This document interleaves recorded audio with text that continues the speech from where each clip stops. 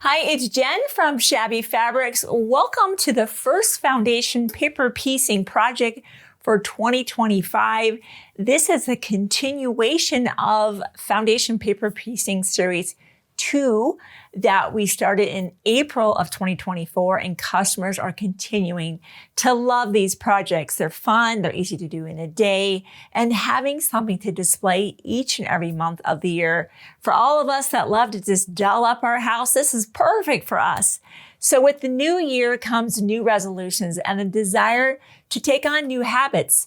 Maybe if you've been dragging your feet about learning foundation paper piecing like I did for many years, maybe this is the year to learn it. So today, this is now the Foundation Paper Piecing Series project for, of course, February, just darling with the 4 foundation paper pieced hearts set with a sashing cornerstone and a small project to display either on a table as it's shown here, or we also have kind of the French curl or other 12-inch craft hangers. Maybe you have a workstation. Maybe you have a cubby at work where you could put it right on the wall. It just makes being at work, well, feel more like being at home. So that's an idea.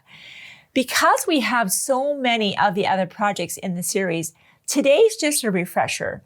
But if you are going to take me up on that, just the offer to learn this amazing facet of quilting called foundation paper piecing, be sure to head back to that earlier video of April of 2024. And we also went and took a deep dive in series 1, of course, showing you the process of foundation paper piecing. And as you'll see today, and I want you to stay with me even if you don't know anything about foundation paper piecing, you'll see that it's not intuitive.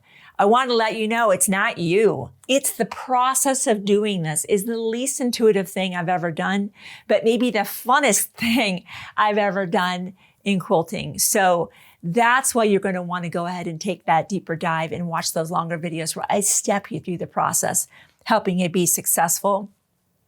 Kits are the way to go here, because once you fall in love and understand the process of foundation paper piecing, if you want to have this in your house and those exact fabrics, there's no simpler way to do this than to just buy the kit.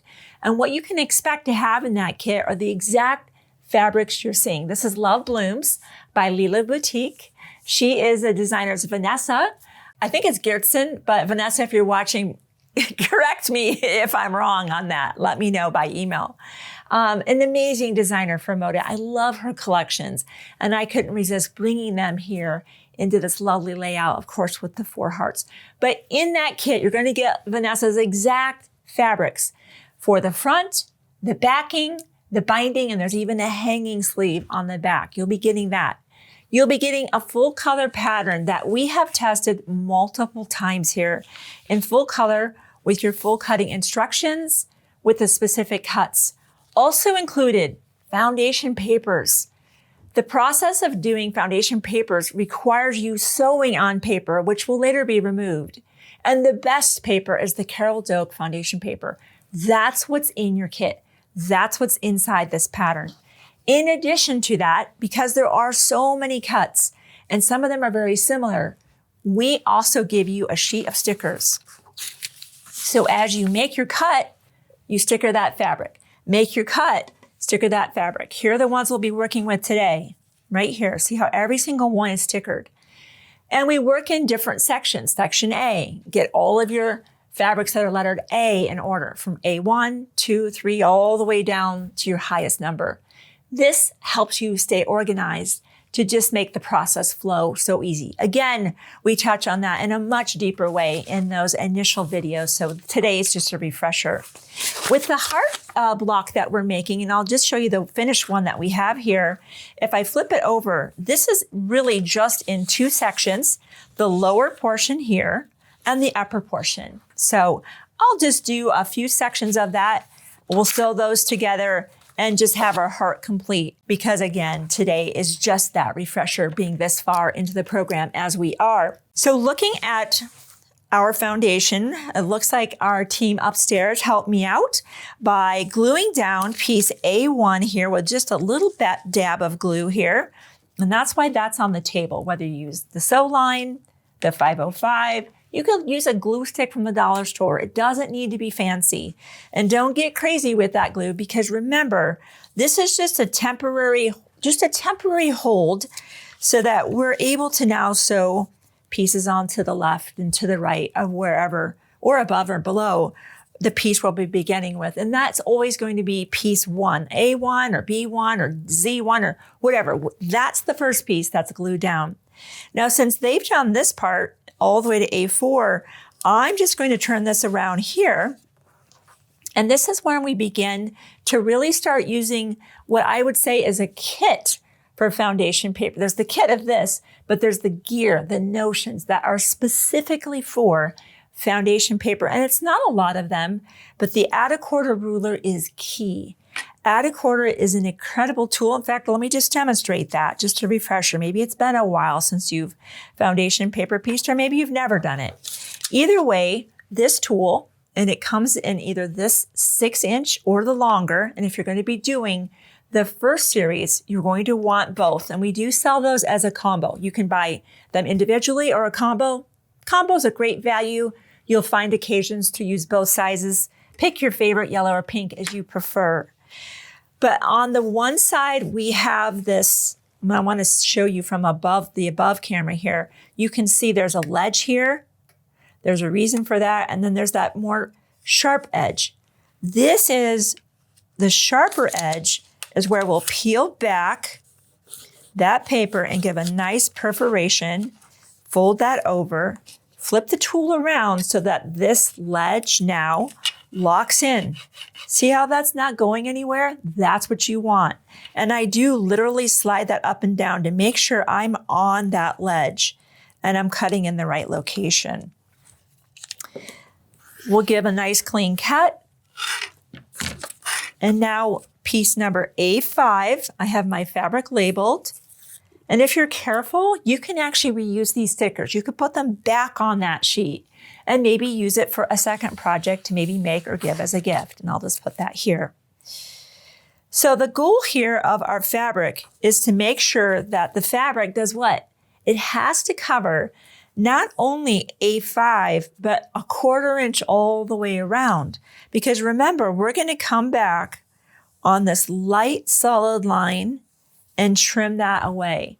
I want to make sure my fabric either touches that line or exceeds that line.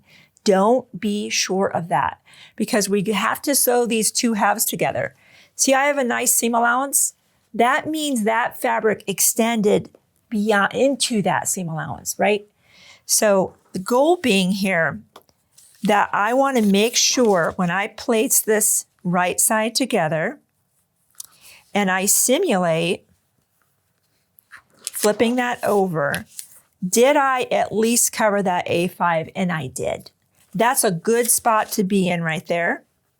And don't think you're just always going to be lining them up where there's the same distance here. Sometimes it's shifted very significantly.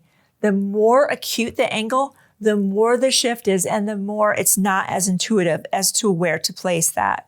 Let me just check that one more time to make sure I'm not falling short of anything. Looks really good. So once you have that, simply flip this over, put a pin. And now I'm going to talk to you a little bit about my second piece of gear that I use every time I do foundation paper piecing. And that is, I like to use a size 70 needle. Have I done foundation paper piecing without it? Lots of times. The 70 is just so sharp. It's a Microtex sharp needle. Very affordable. This is my kit right here for foundation paper piecing right there. And it's just going to pierce that paper so it perforates it. So when we get ready to remove it, it's nearly effortless to take that out. Now, it's very important that in this instance, we're going to start well before our line, so on our line and all the way off, right? We want to lock in all of those fabrics. So let's just start our process.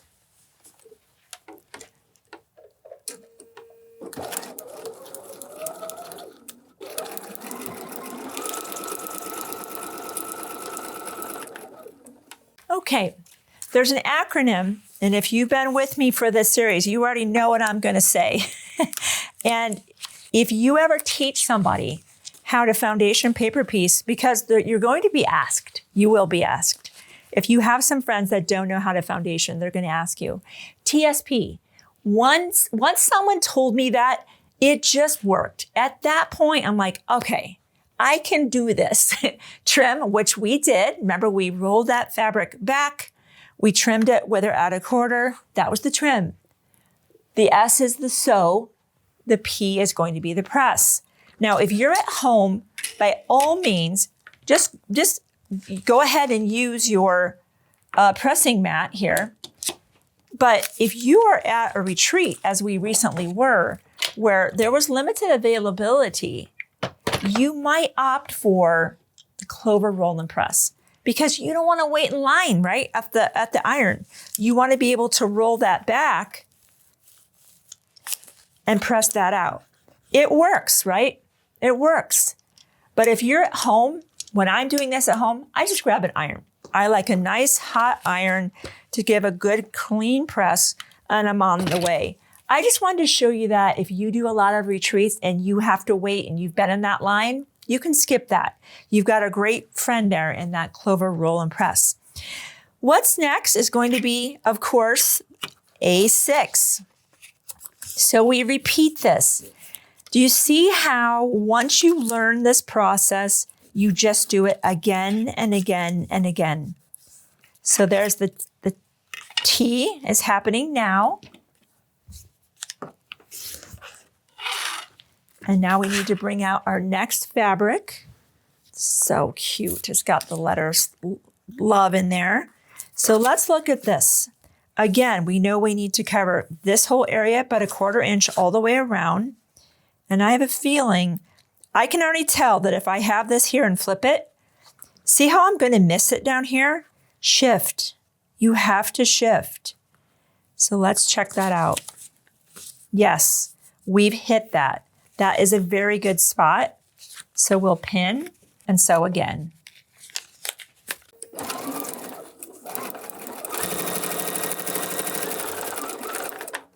So now that we've done our TS, we know that our next action, whether that is going to be our clover roll and press, maybe we're at a Shabby Fabrics quilt retreat. And yes, we're dialing those in, by the way, at the time of this filming. We're really trying to dial that in. There'll be a tab on the top of our webpage called events once we have those known. And we would love to see you at a retreat. Love, love it. We have the best time at these retreats. Lots of laughing. Some sewing, lots more laughing. Okay. All right. We've pressed that. So our last one is A7. Let's roll that back. Lay it good and flat. Flip this around. Lock this in. And trim. You see what I mean about this really just not being intuitive? Whoever dreamed this up is a genius. I just think it's the most clever thing I've ever seen. So we can see that we definitely have that. I'm just going to pin that in place and sew our last piece.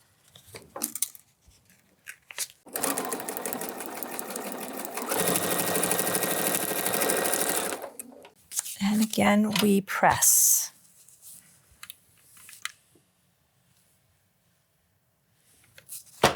So now that I have this crazy looking thing, you're thinking, what is that? I remember when I finally got my first piece, foundation, like at this stage, I'm like, there's no way this is right. There could be no way this is right. Normally the expression is, if it looks wrong, it probably is. This is the contrary part of foundation paper piecing. If it looks wrong, it's probably right. And that's what I think I find quite amusing actually about this. Now that all of the fabrics are down, we will now trim precisely on that outermost line. And if you're thinking as I'm trimming this up, oh, I can't wait to remove that paper, resist the temptation to do that now. I have made that mistake of doing each of the sections, right? Because I've got this section and this section. And sometimes there's more sections depending on the block. And what I realized is that was a grave mistake for a couple of reasons. Primarily that the block becomes quite wonky. There's a lot of bias happening, right? Lots of angles, lots of bias. But there's another reason to keep this paper on besides stabilizing this fabric. Normally, I'm struggling to find that 1/4 inch consistently. I don't need to, because check this out. When I place this right side together and I pin, where am I sewing? Still on the line. This is the 1/4 inch, right? Let's prove it. There's the dashed line. Beautiful. I don't need to find a 1/4 inch.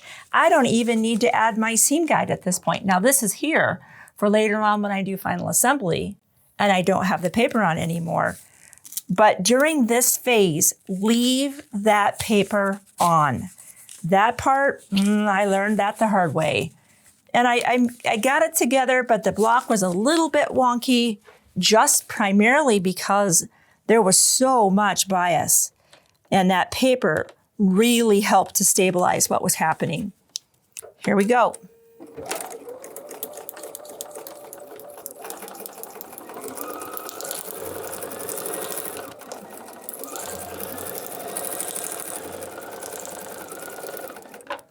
The other thing I should have mentioned to you is that one of the other kind of setups, besides the size 70 needle, is the stitch length. That's really helpful to go ahead and bring that stitch length back. The default on a BERNINA is a 2.5. We sew on a 1.5 every time we foundation paper piece. Why? It perforates the paper more, stabilizes it, adds more thread in any given distance. But remember, we're going to be removing that paper. It will stress this thread at some point. You want more of that locked into the project with stitches occurring much more frequent than a longer 2.5. So that's something you're also going to want to go ahead and just do as you set up your day to do foundation paper piecing. I also find it helpful if I'm going to do a project like this, if it's possible, I want to do all the blocks in the same day. Because once you wrap your mind around foundation paper piecing and you're like, okay, TSP, TSP, you just go, right? Versus doing one every couple weeks and you're like, how's that work again? I've done all that. Okay, and now there is our block. Now, at this point, I would go ahead and start removing the paper even before I add my borders to this. You could add your borders if you wish, and then remove the paper. I could add my side border, or you could remove the paper now.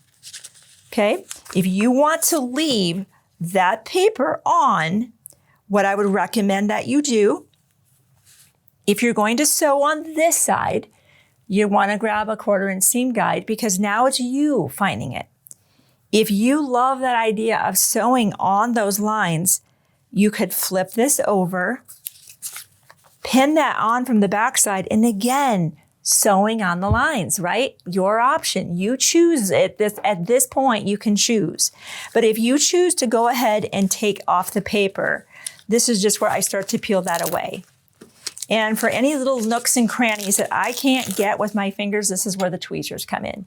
It's no problem on these big pieces. It's when it starts diving into these corners that sometimes I can't always get those. So however you want to do that, as I said, that's when you're going to be adding your side borders, followed by your top and bottom borders. And you repeat this process for each of your 4 hearts. You'll go ahead and lay everything out. You have your sashing cut as well as your cornerstone in the middle. And that's when everything is sewing together. Once we have that done, and notice there's a thread set on the table, you're thinking, when does that come into play? What we love to do at that point is add fusible fleece in the middle. We have our beautiful backing fabric on the back. We sandwich all of that together, and that's when we love to do some quilting. And we'll get in there and just show you a close-up of that. It just helps everything to look embossed. One of the other things we really enjoy doing, and it helps us actually get excited about doing the binding, which has usually been a chore, is we now have these adorable binding spools. And we had those made exclusively for us, and they're the glitter, and they come in 10 gorgeous colors. We go ahead and just make that binding almost even before we do our top quilting, just to have it wrapped and ready to go, because sometimes maybe we have to come back a day or two later to do the binding. It just kind of happens. But once you have all that quilting done, now you can head off to go ahead and do your binding, put your hanging sleeve, and be able to display your beautiful project. You know, as more people fell in love with foundation paper piecing in 2024, we've noticed how they've gone back not only to Series 2, but Series 1, and they are scooping up those kits in record time. So if that's you and you already love this, or maybe you can't wait to try this, be sure to pick up this kit, the others in Series 2 and Series 1 as well, and subscribe. This is where you're going to find world-class creative content free to you 24/7 with so much on the horizon. God bless you in the new year, and I look forward to seeing you next month as we finish off Foundation Paper Piecing Series 2 for March.